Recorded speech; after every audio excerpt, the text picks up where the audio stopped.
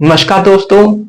आज हम एचपीजीके का एक बहुत ही इंपॉर्टेंट डिस्ट्रिक्ट जो है वो करने जा रहे हैं, जिसका नाम है हमीरपुर। हमीरपुर की जो जानकारी है वो आज हम प्राप्त करेंगे और पेपर में वहां से आपको क्वेश्चन जो है वो बनते हैं। तो अभी हम स्टार्ट करेंगे हमीरपुर। तो सबसे पहले जो हमें हमीरपुर का पता होना चाहिए, ये पता होना चाहिए कि हमीरपुर जो है ये गठन जो है इसका कब हुआ था, हमीरपुर डिस्ट्रिक्ट बना कब था। तो हमारे पास सबसे पहले हम याद रखेंगे सितंबर 1 1972 हमीरपुर जिले का गठन हुआ था। ठीक है जी। फिर उसके बाद है हमारे पास कि हमारे पास हमीरपुर जिले का क्षेत्रफल कितना है। क्षेत्रफल, ये जो क्वेश्चन है ये एचपी टेट, जेबीटी टेट और एचपीएसएससी में बहुत बार पूछा गया है कि हमीरपुर जिले का जो क्षेत्रफल है ये कितना है। ये बार बार इसलिए पूछते हैं कि हिमाचल प्रदेश में सबसे छोटा जो जिला है वो यही है क्षेत्रफल के आधार से। तो ये है 1118 वर्ग किलोमीटर। ठीक है जी, 1118 वर्ग किलोमीटर। अब एक तो हमसे ये पूछते हैं, दूसरा हमने जो याद रखना है वो रखना है 13835। यह है लाहौल और स्पीति का। ठीक है जी, ये भी हमसे बहुत बार पूछा जाता है। तो ये दो चीजें आपने यहां से याद रखनी है, ये बहुत इंपॉर्टेंट है। फिर उसके बाद है हमारे पास क्षेत्रफल हो गया। अब दूसरा क्वेश्चन जो यहां से बनता है वो बनता है कि जो हमीरपुर है इसका हेडक्वार्टर कहां है। हेडक्वार्टर ये जो है ये हमीरपुर ही है। हेडक्वार्टर कहां है, हमीरपुर में ही है। फिर उसके बाद हमारे पास जो अगला नेक्स्ट जो क्वेश्चन है बहुत इंपॉर्टेंट है, यहां पे विकास खंड कितने हैं। हमीरपुर जिले में विकास खंड जो है वो है 6। ठीक है जी। और इसी के साथ अगला क्वेश्चन हम यहीं पे कवर करेंगे, एमएलए सीट्स, विधानसभा जो सीट्स हैं वो कितनी है। विधानसभा जो सीटें हैं वो कितनी है, तो ये है 5। ठीक है जी। हमसे विकास खंड पूछे जाएंगे तो 6 है और विधानसभा पूछी जाएंगी तो ये कितनी है, 5 है। फिर उसके बाद हमसे पूछेंगे कि हमीरपुर जो है हिमाचल प्रदेश के किस भाग में है, तो ये पश्चिम में होगा। कौन से भाग में होगा, पश्चिम में। और इसी के साथ ऊना का भी अगर आपसे पूछ लें तो ऊना भी पश्चिम में ही है। अब इसके बाद जो है यहां से 3 चीजें और बहुत ज्यादा इंपॉर्टेंट है। पहले इतना जो है हम देखेंगे, ये बहुत ज्यादा इंपॉर्टेंट है।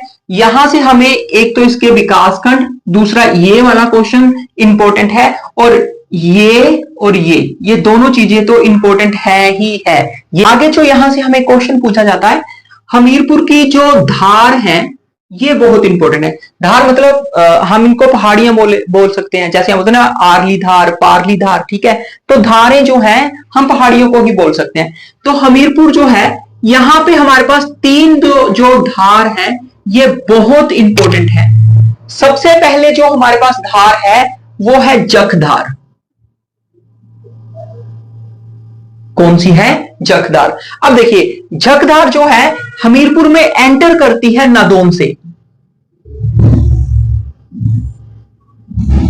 कहां से एंटर कर जाती है, नदौन से। ठीक है, और अगर पूछा जाए कि जखधार के किस ओर हमीरपुर बसा है तो हम याद रखेंगे पूर्व।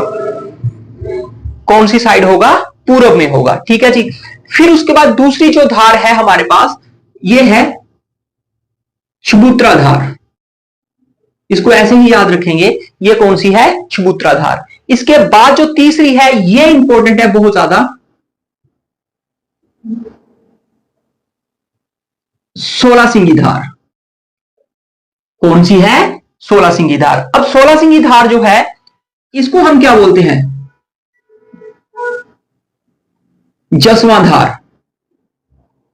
जसवां धार क्यों बोलते हैं ये अभी आपको बताऊंगा।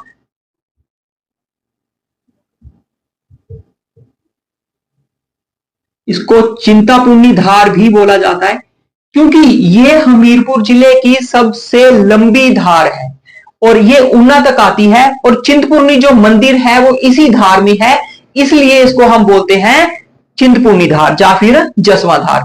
सबसे लंबी धार है ये।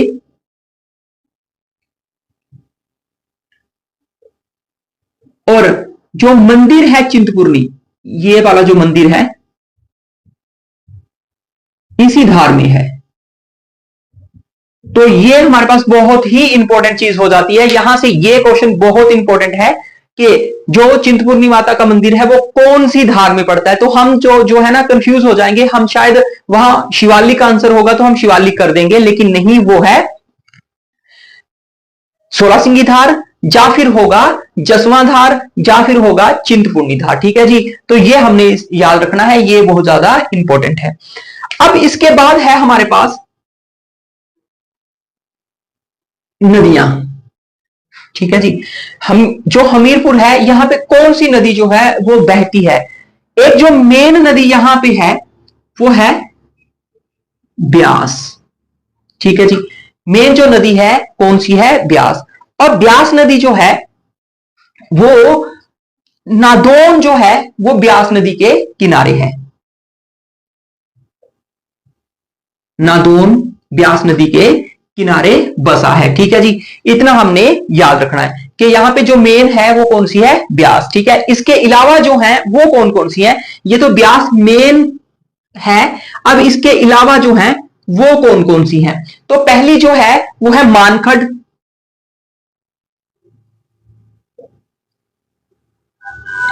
मानखड के बाद है हमारे पास कुन्नाखड।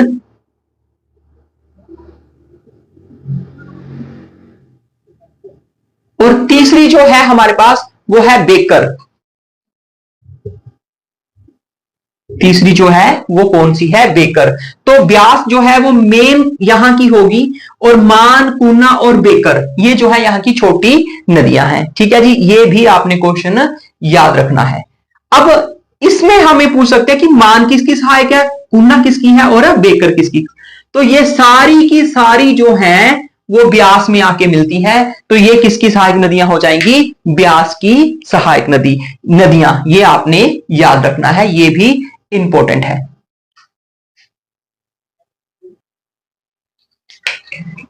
इसके अलावा यहां पे है सुकरखड और मुंडखर। मुंडखड खड कर लेते हैं, मुंडखड। ठीक है जी, ये दोनों ही नदियां जो हैं ये ब्यास में नहीं मिलती, ये दोनों ही आगे जाके सीर में मिलती हैं।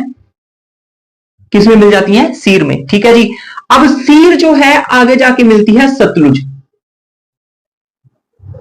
तो सीर जो है सतलुज में मिल जाती है, तो इनडायरेक्टली ये भी जो है किसकी सहायक नदियां होंगी, ये सतलुज की ही सहायक नदियां हैं जो सीर में मिलती हैं और फिर चली जाती हैं सतलुज में। अब यहां पे आपने एक चीज याद रखनी है, इंपॉर्टेंट है। देखिए, सीर जो है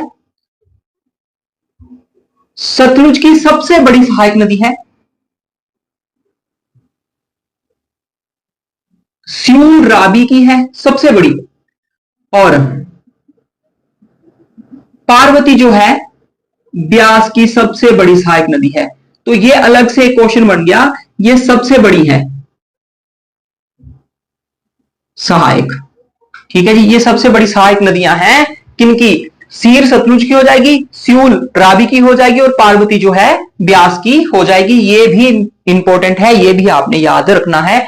पूछ सकता है कि ब्यास की सबसे बड़ी सहायक नदी पार्वती, पूछ सकता है रावी की सबसे बड़ी सहायक नदी तो कौन सी होगी, स्यूल। फिर पूछेगा सतलुज की सबसे बड़ी सहायक नदी, फिर होगी सीर। अब इसके बाद है हमीरपुर। हमीरपुर की स्थापना किसने की, तो हमारे पास है स्थापना। अब हमीरपुर की जो स्थापना है ये किसने की है, ये हमारे पास है हमीरचंद। किसने की है, हमीरचंद ने की है। अब हमीरचंद ने ना हमीरपुर जो है बोले कांगड़ा में ही था। हमीरचंद ने कांगड़ा में एक किला बनाया। ठीक है, बाद में वो किला जो है जिस नाम से जाना गया वो था हमीरपुर। वो क्या बना, हमीरपुर। तो ये हमने याद रखना है कि ये जो है स्थापना इसकी किसने की थी, ये की थी हमीरचंद ने। 1700 से लेकर के 1717 तक ये राजा रहा है। उसके बाद हमने याद रखना कि ये जो 1884 की बात है, जब हमीरपुर को जो है तहसील बनाया गया था, तहसील कार्यालय बनाया गया। ठीक है जी, ये हमने याद रखना है। अब उसके बाद हमारे पास आ गया सुजानपुर। अब ये एक क्वेश्चन भी बहुत बार आता है कि सुजानपुर जो है इसकी स्थापना किसने की। तो सुजानपुर की स्थापना जो है ये की है घमंडचंद ने। सुजानपुर शहर की स्थापना घमंडचंद किसने की है जी? घमंडचंद ने। सुजानपुर की जो स्थापना है घमंडचंद ने की, और घमंडचंद ने ही यहां पे 1761 चामुंडा मंदिर बनवाया। 1761 में इसने कौन सा मंदिर बना दिया? चामुंडा मंदिर बना दिया। ठीक है जी। अब उसके बाद है हमारे पास नेक्स्ट जो है ये है संसार चंद के बारे में थोड़ा सा लिखेंगे, क्योंकि संसार चंद जो है ये कांगड़ा का राजा है। संसार चंद कहां का राजा है? कांगड़ा का। ठीक है जी। अब इसने क्या किया? संसार चंद ने सुजानपुर को अपनी राजधानी बनाया। ठीक है जी। और इसने यहां पे कुछ मंदिर जो हैं उनका निर्माण भी करवाया है, वो अभी हम देखेंगे कौन कौन से मंदिर हैं। एक तो 1793 में बनाया गौरी शंकर मंदिर। कौन सा मंदिर बनाया? गौरी शंकर मंदिर। दूसरा जो है 1823 में नरदेश्वर मंदिर। ये बहुत ज्यादा इंपॉर्टेंट, दोनों ही मंदिर ये पेपर में टीजीटी कमीशन के पेपर में जो है ये गौरी शंकर मंदिर जो है वो पूछा गया है। तो इसको आपने याद रखना है कि गौरी शंकर मंदिर कब बना था, किसने बनाया था। अब उसके बाद है हम बात संसार चंद की कर रही हैं। संसार चंद ब्रज जैसी होली, हमें पता है सुजानपुर टीहा की होली बहुत ज्यादा फेमस है, तो वो संसार चंद ने ही शुरू करवाई थी। ये किसने शुरू करवाई है? संसार चंद ने ही शुरू करवाई है। फिर उसके बाद 1820 में यहां पे मूरक्राफ्ट जो है एक यात्री है जो कुल्लू, कांगड़ा, चंबा, फिर उसके बाद हमीरपुर में भी आया। तो अगर हमसे पूछेंगे कि वो कब आया है यहां पे, तो वो आया है 1820 में। कब आया? मूरक्राफ्ट 1820 में आया। ठीक है जी। फिर इसके बाद है हमारे पास सबसे बड़ा खेल मैदान जो है हिमाचल में, सबसे बड़ा खेल मैदान ये सुजानपुर टीला ही है, सुजानपुर में ही है। देखिए यहां पे कंफ्यूजन दूर कर लेते हैं। जो धर्मशाला मैदान है वो इंटरनेशनल है, यहां पे क्रिकेट खेली जाती है।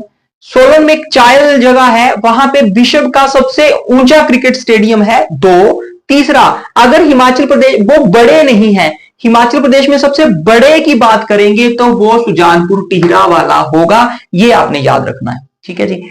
इसके बाद हमारे पास आ गया अब नादौन। नादौन, ठीक है जी। अब इसके बारे में हमने याद रखना है कि एक तो ये है ब्यास नदी के किनारे, ब्यास के किनारे। ठीक है जी। दूसरी, यहां पे एक बड़ा ही महत्वपूर्ण युद्ध हुआ है, मुगलों का युद्ध जो है, मुगलों को यहां पे हराया था। किस किसने मिलकर हराया था? ये 2 लोग जो है मिले थे। ठीक है जी। एक तो भीमचंद और गुरु गोविंद सिंह। ठीक है जी। और यहां पे युद्ध हुआ था मुगलों के साथ, और ये बात है 1687। इसको बोलेंगे हम नादौन युद्ध। अब ये हुआ है गुरु गोविंद सिंह गुरु गोविंद सिंह, साथ में से भीम, चंद। अब क्वेश्चन पूछेंगे कि भीमचंद कहां के थे, तो ये थे बिलासपुर। भीमचंद जो है कहां के थे, बिलासपुर के। अब ये लड़ा किनके साथ गया है, ये लड़ा गया है मुगलों के साथ। और मुगलों को जहां हार मिली थी, हराया गया था, इन दोनों ने मिलकर मुगलों को हरा दिया था। यह क्वेश्चन बहुत ज्यादा इंपॉर्टेंट है, यह हमने याद रखना है। यहां से हमें क्वेश्चन जो है वो पूछा जा सकता है, ठीक है जी। और यहीं पे एक जगह है 1806, नदौन में है जगह, महल मोरियों, यहां पे भी लड़ाई हुई है। यहां पे अमर सिंह थापा और संसार चंद के बीच लड़ाई हुई और संसार चंद हार गया था। संसार चंद को अमर सिंह थापा ने हराया, क्योंकि हमें पता है कि संसार चंद जो है इसने ईश्वरी सेन को बंदी बना के रखा था, कहां, महल मोरियों, ठीक है। तो उसको छुड़वाने के लिए महान चंद एक राजा था कहलूर का, बिलासपुर का, जिसने गोरखों जो है इनको बुलाया और गोरखा जो है उन्होंने हरा दिया था संसार चंद को। और संसार चंद जो है इसके बाद चला जाता है कांगड़ा के किले में, ठीक है, वहां पे शरण ले लेता है। फिर उसके बाद 1806 से 1846 ये जो हमारे पास नदौन हमीरपुर है, ये रहता है सिखों के अधीन, सिखों के अधीन। क्योंकि जब संसार चंद जो है वो कांगड़ा किले में छुप जाते हैं, तो उनका एक वजीर होता है जिसका नाम है नौरंग वजीर। वो रात को बाहर निकलता है और उसके बाद बुलाया जाता है रणजीत सिंह को, और महाराजा रणजीत सिंह और यहां जो संसार चंद है इनमें संधि होती है। और फिर उसके बाद संसार चंद जो है वो मुक्त करवाए जाते हैं, और संसार चंद जो है वो 66 गांव और कांगड़ा किला जो है रणजीत सिंह को दे देता है, और रणजीत सिंह का जो अधिपत्य है वो स्थापित हो जाता है यहां पे हिमाचल में, ठीक है जी।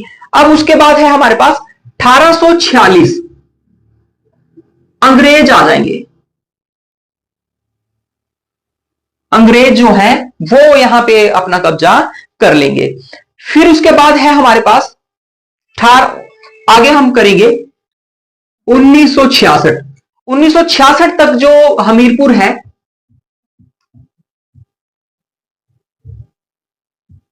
ये पंजाब का हिस्सा था, और 1966 के बाद ये जो है बना दिया जाता है कांगड़ा जिले की तहसील।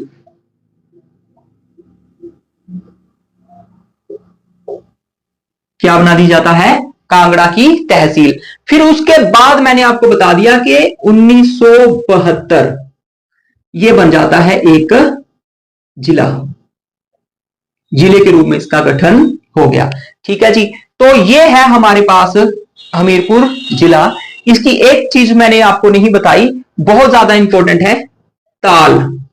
यहां पे है भेड़ प्रजनन केंद्र, ठीक है जी। ये हमीरपुर जिला है, ये जो है ताल हमीरपुर में है, और ये पेपर में बहुत बार पूछा गया, ये आपने याद रखना है। तो ये है आज का हमारा हमीरपुर डिस्ट्रिक्ट। अगली वीडियो में आपको अगले डिस्ट्रिक्ट के साथ मिलूंगा। धन्यवाद।